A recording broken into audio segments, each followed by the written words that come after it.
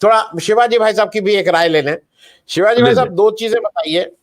Supreme court का ये जो फैसला आया, एक तो तय है कि समाज को अब जो भी कारण है, जैसे शीतल जी, मतलब उससे बिल्कुल सही बात, शीतल जी का कहना है कि उस कोटा जो जिनको मिल रहा है उसमें भी एक सवर्ण समाज हो गया है, मतलब उसमें भी एक ब्राह्मणिकल ऑर्डर जैसा हो गया है, जिसके पास है और वो जो जिसके पास नहीं है, इस तरह की बात वो कह रहे हैं। डॉक्टर आनंद का कहना है कि भाई ये चीजें जो हैं, ये परसेप्शन ज्यादा है और जिन लोग वंचित थे, ये समाज को बढ़ाने का। एक तो मैं सबसे बड़ी बात इसमें ये, शिवाजी भाई साहब इसको भी आप स्पष्ट कर दीजिए, ये कोई रोजगार का साधन नहीं। आरक्षण की मूल भावना सामाजिक गैर बराबरी को ठीक करने की है, उसका ये नहीं है कि इससे रोजगार मिले। लेकिन शिवाजी भाई साहब एक चीज ये बताइए, इन सारी जितनी भी डिबेट कर लीजिए, अंतिम तो आपको जातिगत जनगणना कराए बिना इस चीज का कुछ हो ही नहीं सकता है, ये बात बन ही नहीं सकती है। क्योंकि आज डिमांड ये भी हो रही है कि ये तो बताओ कि तुम्हारे यहाँ कितने किस उसमें है, मतलब विद इन दी कोटा में भी एक डिमांड अब ये हो रही है कि जिनको कोटा मिला है वो किस जात के हैं, इसका डेटा भी रिलीज होना चाहिए। तो ओवरऑल ये पेचीदा मामला है शिवाजी भाई साहब, और ये सेंसिटिव है। लेकिन बीजेपी इसको किसी भी तरह से, मतलब जो पाचजन ने कह रहा है, जो बीजेपी कह रही है कि ये वो तो आरक्षण के खिलाफ ही है, उनके हिसाब से तो आरक्षण नहीं होना चाहिए। और उसका एक बड़ा कारण वो 10% का जो इकोनॉमिक आरक्षण इन्होंने दिया है, वो तो सामाजिक, मतलब ये सारी कुछ सामाजिक उससे होती है, तो उसमें उन्होंने इकोनॉमिक को घुसा के एक अपना एक चोर दरवाजा बना दिया है। शिवाजी भाई साहब, इस पे जरा आपकी टिप्पणी ले लो, क्या है? जी जी भाई साहब, नमस्कार। जो सुप्रीम कोर्ट का जो फैसला आया है, और आज तो पूरे देश में आंदोलन भी चल रहा है, और जो लोग दलित के मैंने एसटी के लोग हैं, एक आंदोलन बड़ा आज व्यापक है, और थोड़ा थोड़ा विभाजन भी है, कहीं कहीं पर है, लेकिन व्यापक आंदोलन है ये बड़ा। और एक चीज ये है कि जो पहले से बात आ रही थी कि जाति जनगणना हो जाना चाहिए, और जनगणना ही नहीं हुई, 2011 के बाद जनगणना नहीं हुई देश में, तो जनगणना हो जाए, लेकिन आर्थिक सर्वे भी होना चाहिए इसका पूरा पूरा। ऐसे कैसे पता चलेगा आर्थिक सर्वे के बिना कि लोगों की स्थिति ठीक हो गई है? ये कैसे पता चलेगा? और इस बात से सुप्रीम कोर्ट ने जो सीधे सीधे, उनको तो सुप्रीम कोर्ट के ऑर्डर करने, सरकार को आदेश कर सकता था सुप्रीम कोर्ट कि आप जो है जनगणना कराइए, तो जनगणना ही नहीं कराया उन्होंने। जाति जनगणना की जो बात चल रही है, तो जाति जनगणना भी होना चाहिए और आर्थिक सर्वे भी होना चाहिए। आदमी की आर्थिक स्थिति पता कैसे चलेगा? लेकिन एक बात और मैं कहना चाहता हूं, बहुत स्पष्ट बात, सुप्रीम कोर्ट जो क्रीमी लेयर की बात बार बार आ रही है, इससे मैं सहमत नहीं हूं कि दलित जाति में ऐसा कोई क्रीमी लेयर हो गया होगा जो कई पीढ़ियों तक उसका काम चल जाएगा। ऐसा कोई नहीं हुआ। एक बार किसी को नौकरी मिल जाए, एक आदमी को छोड़कर जो बेईमानी नहीं किया होगा, बेईमानी और रिश्वत नहीं कमाया होगा, एक दो बार नौकरी मिल जाने से एक पीढ़ी में उसकी बहुत स्थिति ठीक नहीं हो सकती, क्योंकि अभी तो घर बनाने की जमीन खरीदा होगा इस देश के अंदर, इस धरती पर घर बनाने की जमीन खरीदा होगा, क्योंकि जमीन घर बनाने के लिए उसके पास एक अनावश्यक बात सुप्रीम कोर्ट ने अलग से करा दिया है, एक क्रीमी लेयर की बात करके। आज उसकी जरूरत नहीं है। अभी तो जो देश में एक चीज और देख लीजिए, बार बार ये वकालत जो है, सवर्ण क्लास के लोग ही उनमें क्रीमी लेयर की बात कर रहे हैं। सवर्ण क्लास के अंदर डॉक्टर का लड़का डॉक्टर पीढ़ियों से हो रहा है, प्रोफेसर का प्रोफेसर हो रहा है, कलेक्टर का बेटा कलेक्टर हो रहा है। आज के तारीख में भी ग्रामीण परिवेश में पढ़ा हुआ बच्चा, वो किसी जाति का गांव का है, 0.5% वो सिविल सर्विसेज में है, ग्रामीण परिवेश से। वो किसान का बेटा है, वो मजदूर का बेटा है, वो किसी तरह से किसी जाति का है, उसका जो है सिविल सर्विसेज में अभी पूर्णांक में एंट्री नहीं हुई है। एक स्थिति ये भी है देश के अंदर। तो हम अगर जो ये सवर्ण क्लास, ये तमाम जो है जो बंटवारे हो रहे हैं और तमाम झगड़े हो रहे हैं, एक तो मैं इससे सहमत नहीं हूँ, सुप्रीम कोर्ट ने गलत कहा है। और दूसरी चीज ये है कि कितने दलित एक बार नौकरी पाने के बाद उनका बेटा सुप्रीम कोर्ट में जाकर बैठ जाएगा, जज हो जाएगा, बता दीजिए। एक लड़का उनका नौकरी पा जाए किसी दलित का, तो उसका बेटा सुप्रीम कोर्ट में जज हो जाएगा, हाई कोर्ट में जज हो जाएगा, वो प्रोफेसर हो जाएगा, वो वाइस चांसलर हो जाएगा, या तमाम सर्विसेज है, कलेक्टर हो जाएगा। ये संभव नहीं है। इसलिए ये बात कहना उनके यहाँ, अब उनकी सामाजिक स्थिति नहीं ठीक हो पाएगी। गाँव में जो नौकरी कर लिए, गांव में उनकी सामाजिक स्थिति अभी भी अच्छी नहीं है दलित परिवार की। नौकरी करने के बाद भी उनकी जो सामाजिक स्थिति है, उनका जो पिछड़ापन है और जो एक तरह से सामाजिक विभेद है अभी भी बना हुआ है। और ये जो दलित रिजर्वेशन है, एससी और एसटी का रिजर्वेशन है, वो तो सामाजिक रिजर्वेशन है, ताकि वो बिल्कुल समाज से अछूत छाट दिए गए थे, उनकी स्थिति बहुत खराब थी, मैंने बद से बदतर थी। इसलिए वहां पर अभी ढूंढना कि क्रीमी लेयर 70 साल में क्रीमी लेयर उसमें बहुत हो गए होंगे, एक स्टंट है, मैं समझ रहा हूं, और एक झगड़े कराना है। दूसरी चीज बात है कि देश में जाति जनगणना हो। अगर सुप्रीम कोर्ट ने स्टेट को ऑर्डर दिया राज्यों को कि आप जो है इसका जो है वो सर्वे कराइए, तो सुप्रीम कोर्ट ने क्यों नहीं केंद्र को कहा कि आप जाति जनगणना करा दीजिए? सुप्रीम कोर्ट आ सकता था, सुप्रीम कोर्ट कि आप जाति जनगणना कराइए और उसके बाद एक बड़ी लार्जर कमेटी बनाइए, देश की 50 आदमी कमेटी बन जाए। जब 300 लोग संविधान सभा में बैठ सकते हैं तो सुप्रीम कोर्ट एक बड़ी कमेटी बना। भी जो है कलकत्ता में जो मामला आया हुआ है, कल सुप्रीम कोर्ट ने स्वतः संज्ञान लेते हुए 15-16 लोगों कमेटी बनाया है कि कैसे डॉक्टरों की सुरक्षा वर्किंग प्लेस में होगी। तो देश में जो महिलाएं काम कर रही हैं, सर्विंग क्लास की महिलाएं हैं, उनके साथ रोज ऐसा हो रहा है और उनका शोषण तो उस विभाग के अंदर ही हो रहा है। उसके लिए अभी जो महिलाओं का वर्किंग प्लेस पर उनके लिए अभी कोई इंतजाम नहीं हुआ। इसीलिए एक बड़ी कमेटी बनानी चाहिए थी, और जो उन्होंने डॉक्टरों के लिए बनाया कमेटी कि इन्होंने उनके वर्किंग प्लेस पर कैसे सिक्योरिटी मिल सकती है। तो उनको एक जो है देश की सरकार को कहना चाहिए था कि आप जाति जनगणना कराइए और उनकी आर्थिक सर्वे भी कराइए, क्या स्थिति उनकी है, क्या उनकी सामाजिक स्थिति ठीक हो गई है। इनको क्रीमी लेयर कहते हैं कि उनको जो है अब सुविधा नहीं मिलनी चाहिए, ये देखा जाना चाहिए। तो दूसरी चीज है, देश के अंदर अगर जो मैक्सिमम नौकरियां प्राइवेटाइजेशन करके खत्म की जा रही हैं, तो हमला किसके ऊपर है? सवाल पर एक खुश है कि दलितों का रिजर्वेशन जा रहा है। मैं तो कह रहा हूं 50% में अकेले जो 15% समझ रहा था, उसकी नौकरी 50% जा रही है, उसकी अपनी चिंता नहीं कर रहा है। ये जो सामाजिक बंटवारा लगातार जो हो रहा है, हम उन पर हमला करें, वो हमारे ऊपर हमला करें, इस देश में आज एक बड़ी बहस की जरूरत है। सुप्रीम कोर्ट का फैसला ठीक समय पर नहीं आया है। ये भाजपा के लिए फायदेमंद है। एक तरफ भाजपा नेशनल एंट्री करा रही है, तो जो रिजर्वेशन के मामले पर टल गया, 3 दिन के अंदर टल गया, विज्ञापन हट गया। जो एससी एसटी सॉरी जो यूपीएससी का जो चेयरमैन बना है, वो किसकी मर्जी से बन गया है? अभी एनटीए का चेयरमैन किसकी मर्जी से बन गया था?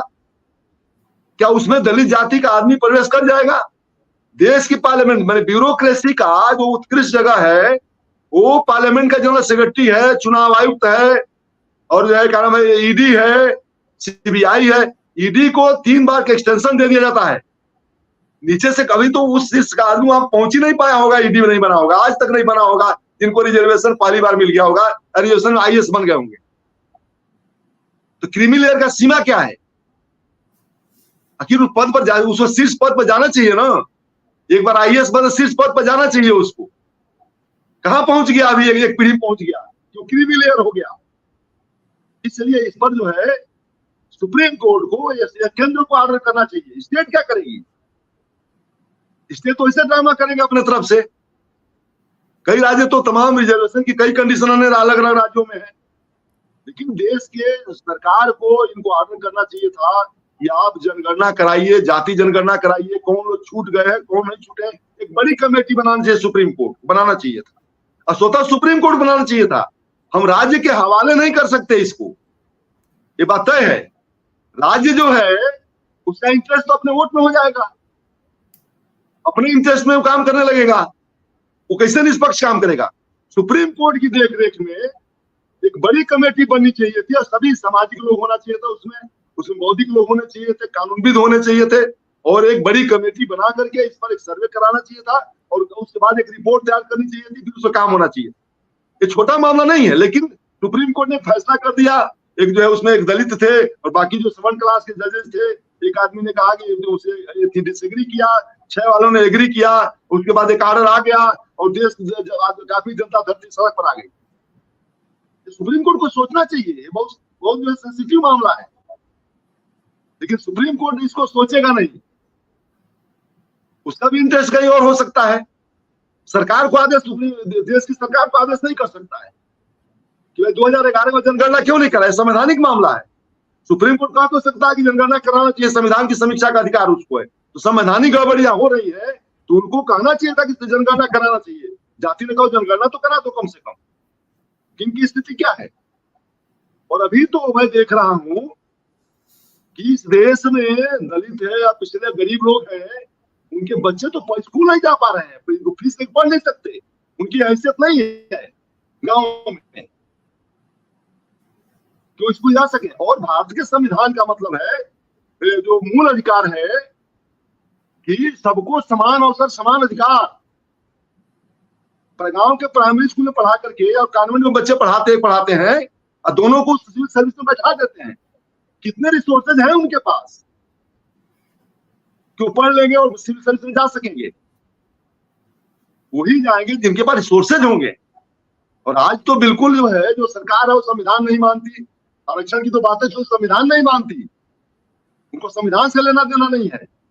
संविधान जितना ही तार हो जाए, उससे जितना ही वायलेशन हो जाए, ये आरएसएस को बीजेपी के लिए ज्यादा मुफीद है। और देश में जाति झगड़े धार्मिक जितने बढ़ जाए वो कारपोरेट के लिए मुफीद है। तो कारपोरेट चाहता है कि सारे झगड़े उलझे रहे ताकि हमारे पास माल चल। दूसरी चीज मैंने आधा मिनट में खत्म करूंगा जी। देश में संपत्ति पर कोई बैरियर नहीं है।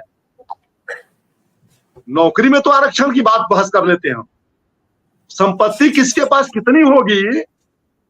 10 साल के अंदर एक आदमी 12 लाख करोड़ रुपए कमा लेता है, रख सकता है रुपया, धन रख सकता है। वो देश का 70% लोगों का धन एक ही आदमी रख सकता है। जब तक ये बैरियर नहीं होगा, सिस्टम नहीं आएगा इस देश में, पैसा सरप्लस होगा ही नहीं कि गरीब आदमी के पास पहुंच सके। इस पूंजीवादी सिस्टम में जो ट्रिकल डाउन थ्योरी भी अब नहीं है। अब तो क्रोनिक कैपिटलिज्म में लड़ाई तो बहुत बड़ी है और सबको मिलकर लड़ना होगा। ये संविधान पर भी हमला है, ये उनके आरक्षण पर भी हमला, नौकरियों पर हमला है। 30 लाख जगह है बजट में, 30 लाख जगह भरने के लिए कोई प्रावधान नहीं आया। उसमें चर्चा नहीं हुई कि सरकारी नौकरी भरी जाएगी नहीं भरी जाएगी नहीं भरी जाएगी, इस पर चर्चा ही नहीं हुई। तो ना भरी जाएगी ना आरक्षण भी नहीं लागू हो पाएगा। और सिंगल जहां पर आरक्षण नहीं काम करता है, वाइस चांसलर अपना बना देंगे, आरएसएस का बन जाएगा, विशेषज्ञ आरएसएस का बन जाएगा, एक प्रोफेसर आरएसएस का बन जाए, हेड ऑफ डिपार्टमेंट बना देंगे, वहां योजना लागू नहीं होता है। ये तमाम जो एकल पद है उसको लागू नहीं होता है। इसलिए जो है इस पर सुप्रीम कोर्ट ने गलत समय पर एक फैसला दिया है और गलत समय पर देश को झगड़े में फंसाया हुआ है। निश्चित रूप से उसमें आरएसएस और बीजेपी के लोग हैं, उनको फायदा हो रहा है। ये काम हुआ है, इतनी जल्दी इसने फैसले कौन बड़ी बात थी, जल्दी बात थी जी। बड़ी कोई रिपोर्ट सुप्रीम कोर्ट पास नहीं है। कोई जब जातियों की रिपोर्ट है, कितने लोग छूट गए हैं, कोई रिपोर्ट ही नहीं है। तो सुप्रीम कोर्ट स्टेट के हवाले कर दिया। मैंने हम सुप्रीम कोर्ट से उम्मीद करते हैं हमको स्टेट के हवाले कर देता है, क्योंकि स्टेट बहुत शरीफ है। उत्तर प्रदेश में 18 जातियों का मामला, सारे उत्तर प्रदेश में 18 जातियों का मामला। कभी समाजवादी पार्टी आई तो उनको ढकेल दिया एससी में जाने के लिए। अब बसपा की सरकार आई तो उनको पिछड़ों में ढकेल दिया जाने के लिए।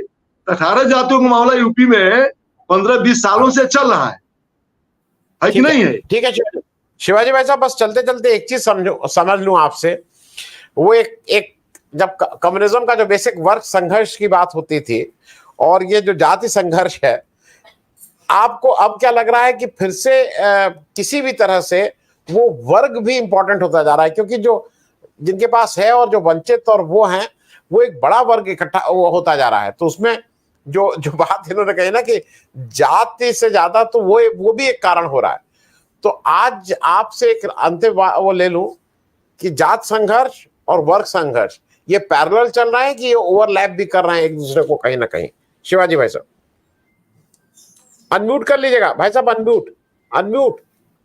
जी कर दिया। ये बात तय है कि जो सवाल राहुल गांधी ने उठाया है, जाति जनगणना के साथ जो है आर्थिक सर्वे का भी सवाल उठाया। और अगर जो देश की पूंजी कुछ हाथों में सेंट्रलाइज हो जाएगी तो और इसलिए वो लड़ाई तो वर्गीय ही होगी जाकर के, क्योंकि लड़ाई तो पूंजी की ही होगी एटलीस्ट जाकर के। तो ये सरकार और ये व्यवस्था, पूंजीवादी व्यवस्था कंप्लीट माने चरम पर है। क्रोनी कैपिटलिज्म तो और चरम पर आ गया है। इस लड़ाई को तो उधर ले जाना ही है। इसीलिए मैं कह रहा हूँ कि भारतीय जनता पार्टी ये चाहती है, सुप्रीम कोर्ट ने जो फैसला ऐसे समय पर दिया है, जो लड़ाई एक रास्ते पर जा रही थी उस रास्ते को डाइवर्ट किया है। और सुप्रीम कोर्ट ने फैसला ये जो है कारपोरेट के हित में दिया है, आज की तारीख में फैसला दिया है। क्योंकि कोई ऐसा चीज नहीं कहा है जिससे कोई आउटपुट निकल जाए, ये असली बात है। जिससे पार्लियामेंट के अंदर महिलाओं का जो है उन्होंने आरक्षण पास कर दिया और उन्होंने कहा कि लागू होगा जाकर के आगे। जनगणना ने लागू कैसे होगा, कैसे कॉन्स्टिट्यूएंसी बनेगी? आपने जनगणना किया नहीं, जाति जनगणना कैसे लागू करेगा आप इसको? ये सारा जो मामला उलझा हुआ है, ये सुप्रीम कोर्ट ने भारतीय जनता पार्टी को, सरकार को, आरएसएस को और जो है निश्चित रूप से कारपोरेट के हित में फैसला दे दिया है। ये एक्चुअल में एक वंचित वर्ग के फैसला नहीं दिया है, आम वर्ग नहीं दिया फैसला, आम जनता के फैसला नहीं दिया है। ये उलझाया है लोगों को कि लड़ाई जो जा रही थी वो उलझ जाए। अब समझदारी ये है लोगों की कि लड़ाई तो उनको जाति जनगणना की भी लड़नी पड़ेगी, आर्थिक सर्वे की भी लड़नी पड़ेगी कि हिस्सा किसके पास जा रहा है। जैसे एजुकेशन में 5% बजट था, यूएन का जो है डायरेक्शन है कि आदेश है कि 6% कम से कम बजट होना चाहिए, बजट का 6% शिक्षा में होना चाहिए। हो गया 2.5% बजट हो गया। वो तो गरीब के बच्चों को पढ़ने नहीं देंगे, दलित बच्चे कहाँ पढ़ पाएगा। और इसी लखनऊ में तो सिटी मॉन्टेसरी में शिक्षा का अधिकार के तहत दलित बच्चे का एडमिशन नहीं होता है। गांधी ने एडमिशन नहीं दिया इसी सिटी मॉन्टेसरी के अंदर। और हम लोग 6 दिन उनके साथ संदीप पांडे साथ धरना किए, गांधी घर पर चला गया संदीप पांडे के यहाँ, कहा कुछ भी कर लेंगे मैं एडमिशन नहीं लूंगा, मेरे अफसरों के बच्चे पढ़ते हैं। तो शिक्षा में तो बजट काट के खत्म कर दिया, स्कूल बेच दिया, यूनिवर्सिटी को खत्म कर रहे हैं। ये खुद ही नहीं पढ़ने देना चाहेंगे ताकि जो है पैसा जो बजट खर्च पढ़ेगा तब तो जाएगा। एक कहना अलग है कि मेहनत करके पढ़ लेगा। अम्बेडकर साहब ने कहा जो पढ़ेगा वो लड़ेगा, मैंने सेवनी का दूध उनके दिल से होगा, दहाड़ेगा। सवाल ये है कि क्या अपना स्कूल खोल के पढ़ेगा? सारा स्कूल बेच दिया जाएगा, बजट ही नहीं दिया जाएगा, वो गरीब कैसे मेहनत कर सकेगा? आज की तारीख में गाँव की जो स्थिति, गाँव के जो बच्चे हैं उनकी पढ़ाई की स्थिति है वो ककारा से भी गया गुजरा पढ़ाई है, बिल्कुल कुछ है ही नहीं। और जो कॉन्वेंट बड़े खुले हुए हैं मैं जा नहीं सकता हो। बड़ी चालाकी से, बड़ी साजिश के तहत देश का जो बहुसंख्यक वर्ग है, किसान है, मजदूर। अभी देख लीजिए, मैं आपको एक उदाहरण बता रहा हूँ। 3 सालों से मैं अपने बच्ची का एजुकेशन लोन के लिए सभी बैंकों में दौड़ा, प्राइवेट बैंक में भी दौड़ा और सरकारी बैंक में भी। बैंक कहता दे देंगे, जाने बाद कहता कि कोलेट्रल लगा ले आइए, कोई गारंटर ले आइए, शहर में मकान हो। अब शहर में मकान हो तो हमको लोन देगा, फिर कहेगा हम नॉन कोलेट्रल भी देंगे, मैंने स्टेट में, वो प्राइवेट बैंक भी। वो कहते हैं कि शहर में आपकी मकान है कि नहीं है, एड्रेस शहर का होना, मैंने आपकी निजी मकान शहर के अंदर होना चाहिए, तब वेरिफिकेशन करेंगे।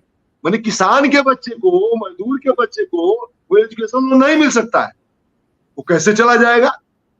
तो एक आदमी क्रिमिनल कैसे हो जाएगा? एक नौकरी क्रिमिनल हो गया, उसके बाद इतना पैसा आ जाएगा। क्यों? गांव में दलित को तो घर बनाने की जमीन खरीदनी पड़ी। गांव में कहाँ दलित पर घर बनाने की जमीन है? आज भी नहीं है, मैं देखता हूं। तो इसलिए जो ये सुप्रीम कोर्ट का जो फैसला है, ये फैसला जो है मैंने एक ऐसी स्थिति में आया हुआ है जो पूरे समाज को मैंने का नुकसान करने का फैसला आया हुआ है। ये कारपोरेट के हित में और ये जो है भाजपा के हित में, मोदी को बचाने का फैसला है और उनके लोग हैं वो सुप्रीम कोर्ट, इसमें दो राय नहीं है। तो इसलिए मैं इसको खारिज करता हूँ, इस फैसले को, क्योंकि सुप्रीम कोर्ट ने कोई ऐसी व्यवस्था नहीं दिया है जिससे कि उनका फैसला इंप्लीमेंट हो सके। इंप्लीमेंट होने के लिए उनको व्यवस्था देनी चाहिए थी, हवा में तो होगा नहीं। हम स्टेट से क्या उम्मीद कर लेंगे, ये संभव नहीं है। इसलिए उनको ऑर्डर करना चाहिए था उसी में कि ये सारी चीजें होनी चाहिए, नहीं किया है। इसलिए बेमतलब का फैसला है, झगड़ा अलग कराने का फैसला। जी।